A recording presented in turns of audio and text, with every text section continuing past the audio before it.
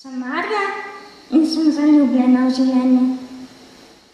Po mojih izkušnjah sem navajena, da me osebe na letališču malo čudno gleda. Kot da sem kriminalec ali pa kot da moj voziček tempirana bomba. Pa ni panike.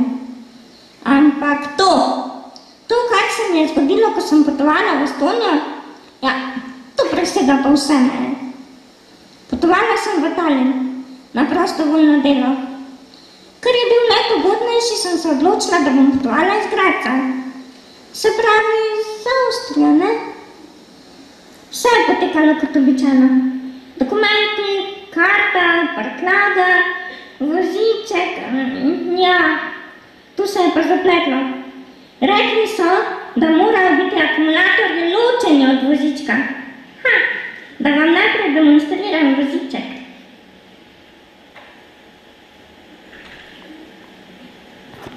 Kolesa, komanda,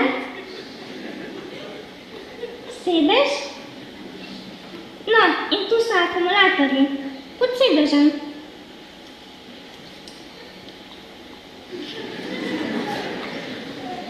Na zahtevo, da morajo biti akumulatorji ločeni od vozička, sem jim povedala, da to ne bo možno. Akumulatorje lahko vzame ven samo pooblaščen serviser. Oni pa da ne in da morajo akumulatorji čez rentgen. Tako so brihtne glave na letališču sklenile. Če ne moramo dati akumulatorja ven, bo šel pa cel voziček čez rentgen. Ni trajalo dolgo. Prišle so 3 gorile in dvigne moj 150-kilski voziček na tekoči trak za prtljago. Si predstavljate to? Seveda, rentgen ni pokazal nič, ker je v akumulatorjih svinec. Ja, vem. Zdi se vam smešno. Ampak sama sem bila precej prestrašena. Prišel je kriminalist in me spraševal vse živo o vozičku. Povedala sem mu, da ni panike, ker ima moj voziček dry batteries. Potem pa se je gospod kriminalist, Avstrijec, hotel prepričati, če me je prav razumel, pokazal 3 prste in vprašal: Dry batteries? Jaz pa ne, dry batteries, ampak dry batteries. Kar pomeni, da sta akumulatorja 2 in da sta super. To je trajalo 20 minut, brez uspeha. Tako so mi po 1 uri prepričevanja, strokovnega zasliševanja in prerekanja povedali, da me ne morajo spustiti na letalo, ker mi ne morajo pregledati akumulatorjev. Seveda nisem pristala na njihovo razlago. Zato sem šla do Lufthansinega okenca in pokazala dokumente in razložila situacijo.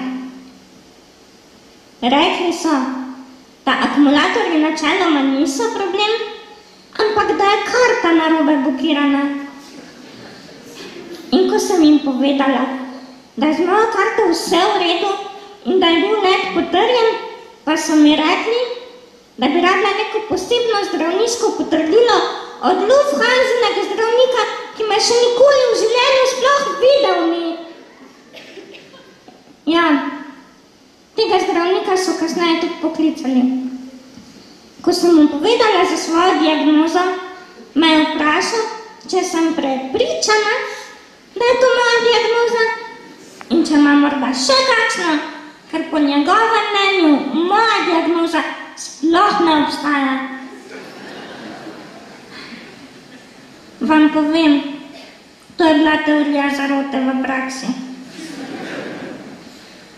Letalo je odletelo brez mene, jaz pa sem poklicala šoferja z društva študentov invalidov, da me je prišel iskat s kombijem in peljal domov. Naslednji dan sem letela z Adrio, niso naši sponzorji, ampak vseeno. Letela sem brez težav, brez pregledanih akumulatorjev in si lahko mislite, brez posebnega zdravniškega potrdila.